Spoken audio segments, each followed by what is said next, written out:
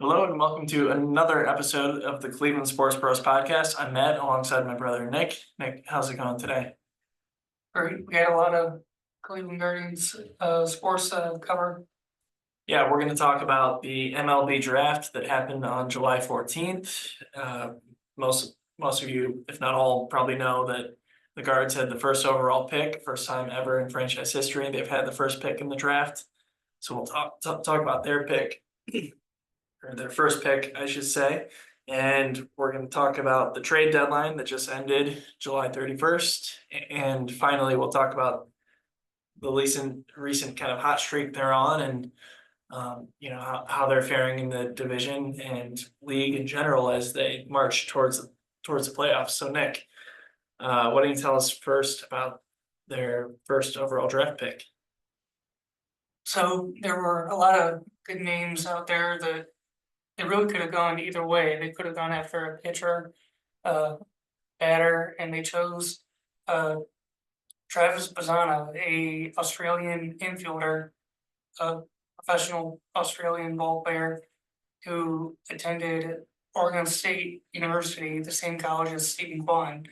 A young man, 21 years old, has power and speed. I don't know much about his fielding abilities, but he's labeled as a second baseman, and we know what Cleveland tends to do, depending on how talented they their prospects can be. They generally develop them, and we've seen a handful of our infielders this year.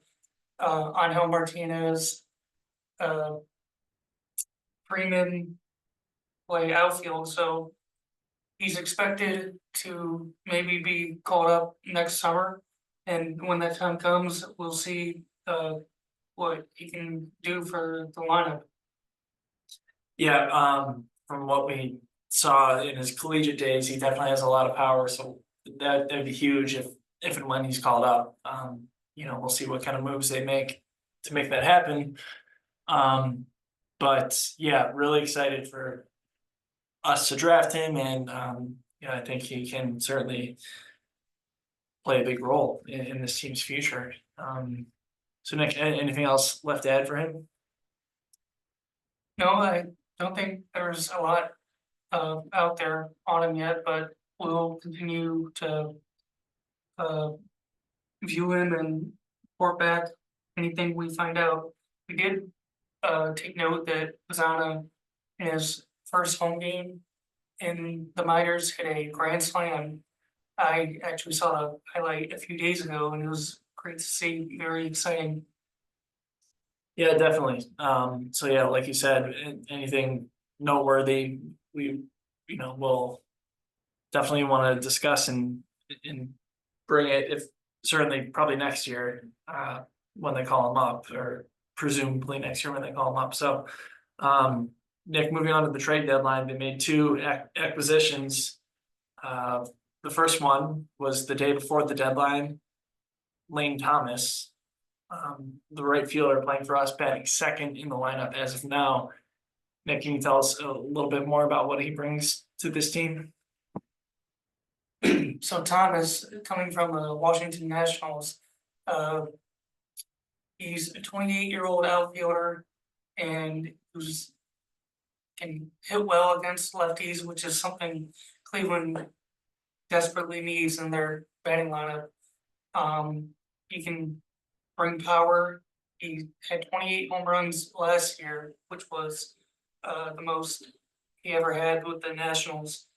He's got speed. I heard last night the two doubles he hit. He had reached base 27 consecutive games, whether hit, walk, whatever the case may be. So he's good at getting on base, and when he does, he uses his speed to take the opportunity to steal bases. So that's also something good. It's something Cleveland does often. And adding another speedster to the lineup makes Cleveland more dangerous when they're on the bases.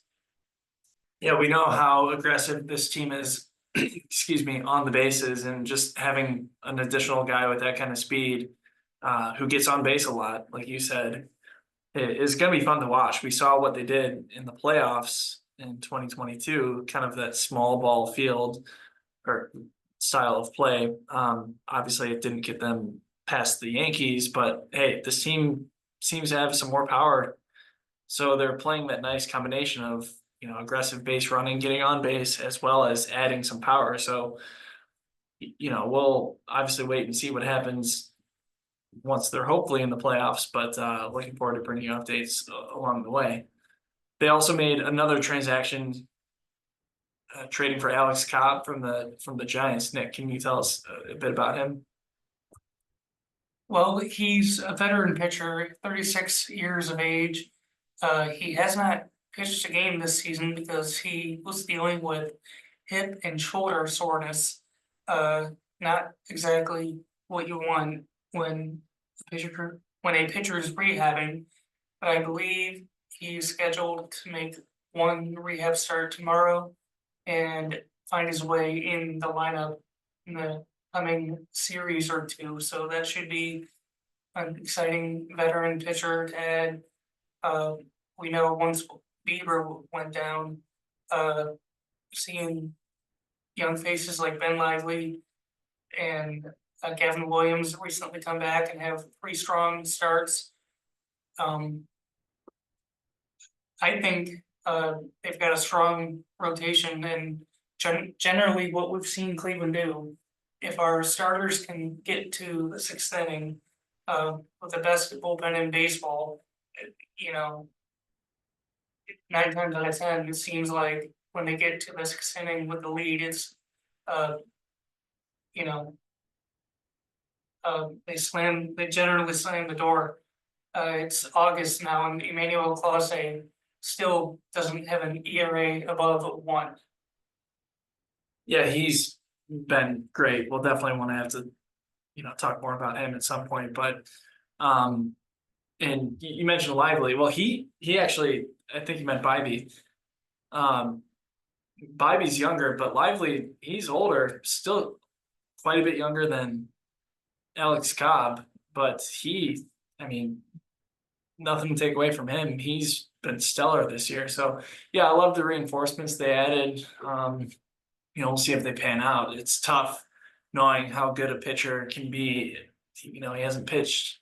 I don't think he's pitched in a major league game all season, coming off surgery and some injury setbacks and things like that. But yeah, looking forward to it. They need the reinforcements at pitcher, just with so many injuries and guys struggling. So looking forward to seeing what he can bring. That being said, they're in the middle of a series against the second best team in the American League, the Baltimore Orioles. They took the game last night, 10-3. Awesome to see a lot of power, and also really solid pitching. But Nick, what do you expect from the rest of the series?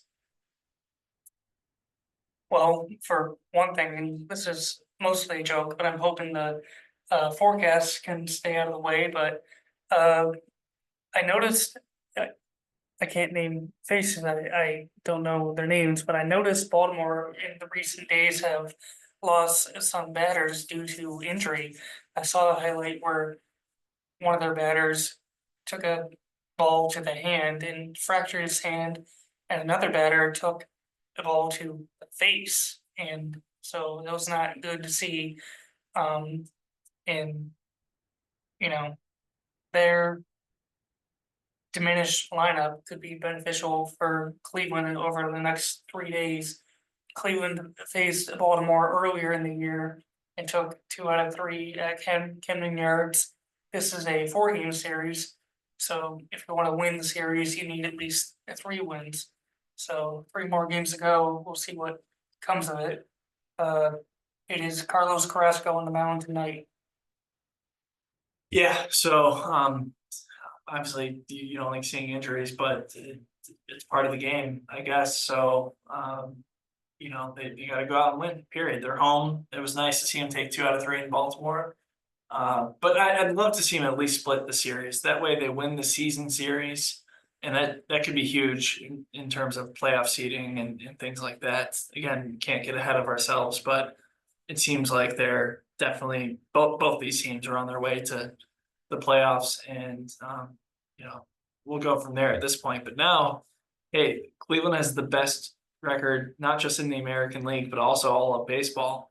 That comes after winning 2 out of 3 in Philly, who previously held the best record in all of baseball. But yeah, can't wait to bring you more updates for the rest of the season as we march towards the playoffs, and looking forward to seeing what some of these new acquisitions can do for this team.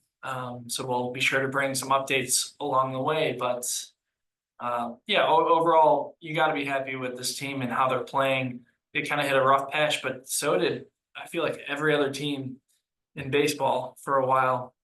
So glad for them to be able to bounce back, and you know, they're playing exciting baseball right now.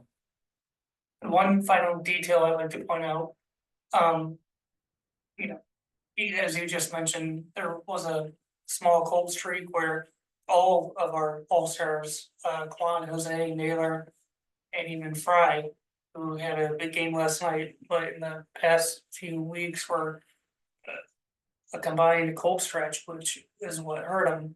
But Jose Ramirez in the past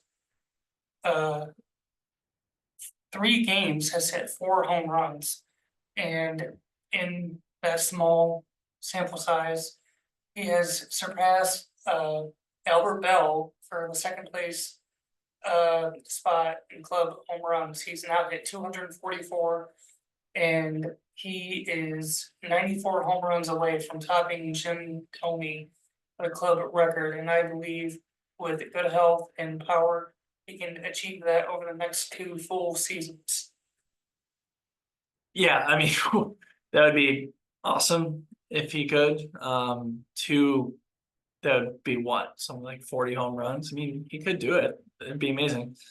But yeah, we should be really thankful that he chose to, more or less take a discount, and I really hope for guys like him that it pays off. And selfishly, we'd love to win a World Series, but also to do it for guys like Jose, who have been loyal to this team in the city. Just you don't want to take guys like him for granted. He's awesome to watch, and it's just great that we have him on our team.